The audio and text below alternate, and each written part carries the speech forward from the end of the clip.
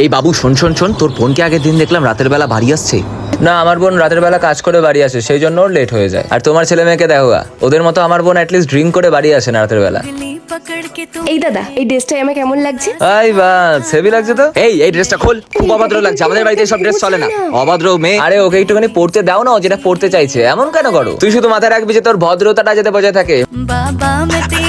তোর বোনকে দেখলাম আগের দিন 3টে ছেলের সাথে একসাথে রাস্তায় ঘুরে বেড়াচ্ছে। কেন 3টে ছেলে একটা মেয়ে কখনো রাস্তায় একসাথে ঘুরতে পারে না নাকি? তোমার ছেলে মেয়ে ঘুরলে তখন কোনো দোষ নেই, আমার বোন একটুখানি যদি ঘুরে বেড়ায় তখনই দোষ। আর ছেলে মেয়েরা কি একটুখানি বন্ধুও হতে পারে না?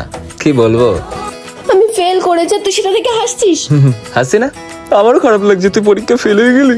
একটা পরীক্ষায় ফেল হয়ে যা মানে এটা মানে না যে তুই জীবনের প্রত্যেকটা পরীক্ষায় ফেল হয়ে যাবি। দেখ, যেটা আমার মধ্যে আছে সেটা তোর মধ্যে নেই, আর যেটা তোর মধ্যে আছে সেটা কারই বা দরকার আছে? কি বললি তুই? তুই যা তো এখান থেকে।